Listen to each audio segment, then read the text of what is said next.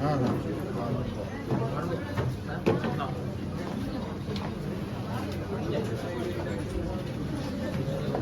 আচ্ছা, আমাদের মিউজিক টিমে আরেকজন এসছেন, তিনি কোথায়? তিনি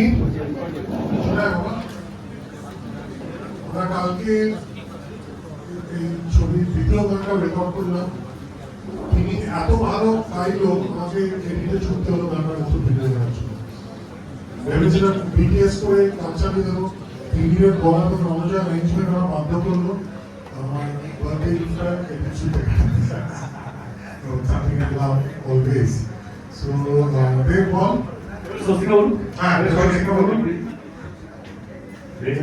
Repeat, pause, play, repeat again.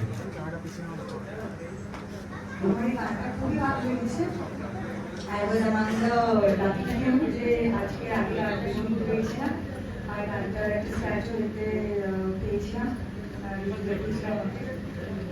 আর রমজানের ক্রিয়েশনে আমি অনেক দিন ধরেই ফ্যান। আমার অন্য ছবিতেও কাজ করেছে এবং সেই গানগুলো আমার খুবই খুবই প্রিয়। So I think this collaboration is wonderful with all super talented people coming on board together to make Eka. And আমি এই গানটাতে আমার গাড়ির মধ্যে বসে যে শর্টকাট ওটা আমি জাস্ট দেখতেই শুরু করেছিলাম, ওটা আমার ফেভারিট শর্ট, আমার নিজের সবচেয়ে প্রিয় শর্ট ওটা। আর একটা কাজ শেষ হয়ে যাওয়ার পরে যখন আমরা দেখি তখন শুটিং এর অনেক স্মৃতি মনে পড়ে যায়। তো আমার মনে আছে, আমার একটা দেখতেই মনে পড়ছিল যে আমরা কিভাবে ওই বিল্ডিংটাতে শুটিং করেছি, কিভাবে এত এত বড় ক্যানভাস এই ছবিটার, কিভাবে সেগুলো কোঅর্ডিনেশন হচ্ছিল। 4টে বিল্ডিং এর বারান্দায় 4জন লেখি আছে, তাদের সঙ্গে ওয়াকি টকিতে মোবাইল ফোনে সো সো কেয়াটিক। তার মধ্যেও আমরা এত শক্ত একটা কাজ করে উঠতে পেরেছি।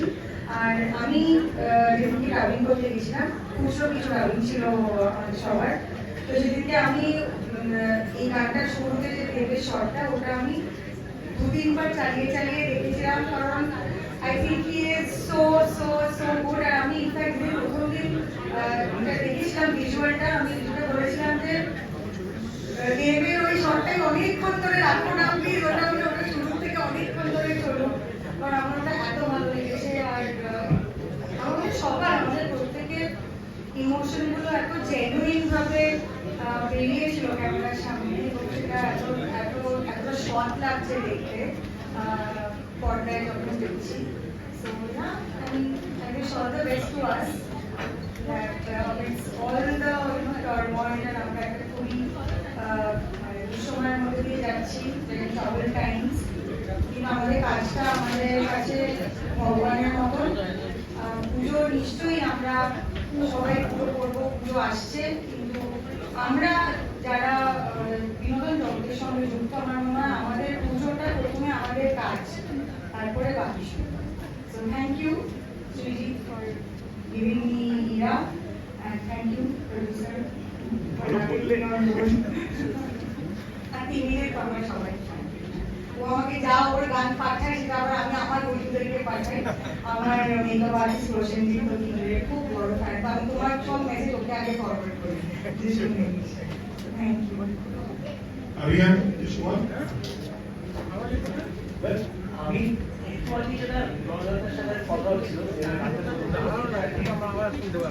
একটা ম্যাজিকের কথা হচ্ছিল, যে সত্যি যেটা ভাবা যায় না গানটা দেখার পরে, আমি সামর্থ্য এরকম মনে হচ্ছে যে এটা অনেক আগে দেখার, অনেক আগে গানটা পাঠিয়েছিল, তারপর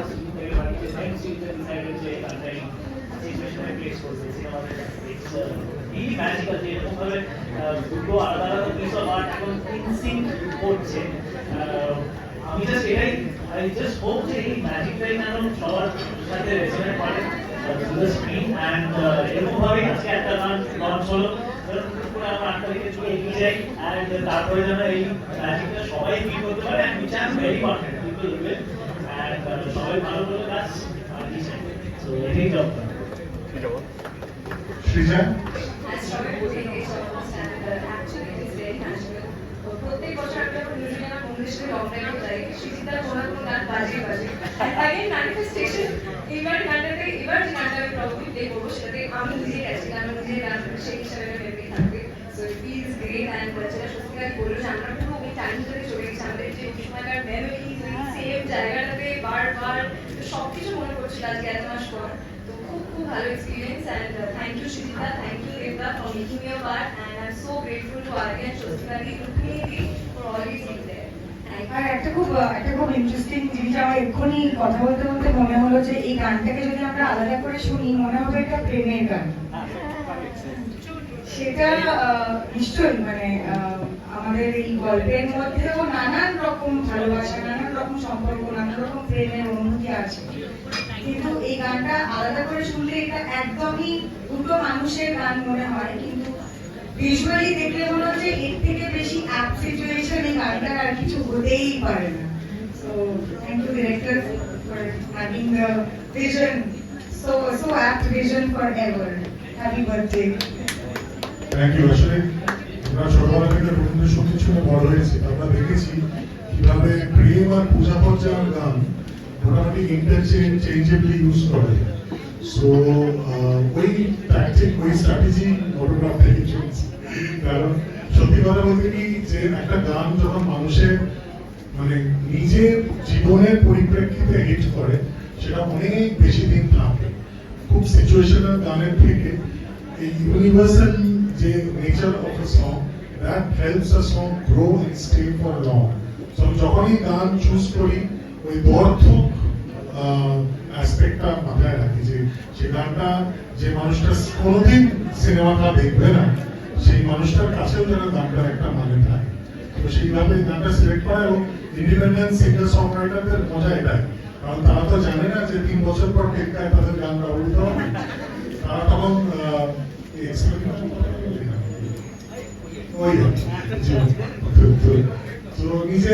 নিজের অনুভূতি, নিজের প্রেম বা এক্সিকুয়াল টু প্রেমের কথা ভেবে লেখা, সো সেটা পরবর্তীকালে একটা অন্য কনটেক্সটে অ্যাপ্লাইড হয়ে যায়।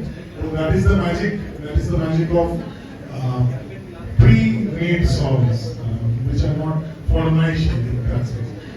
তুই কিছু বল, কালকে আমরা দারুণ একটা রেকর্ডিং করলাম। বলবো মানে অনেকদিন পর সিনেমার সাথে কাজ করছি, আর রণজয়ের তো আমি জুটিকারে গিয়েছিলাম আমরা। রণজয়েরও আমি খুব বড় ভক্ত অনেকদিন ধরেই, ওর সাথে অনেকদিন ধরে আমাদের আড্ডা হচ্ছিল, বসা হচ্ছিল, কিছু একটা করতে হবে একসাথে, কোনো একটা গান চাই।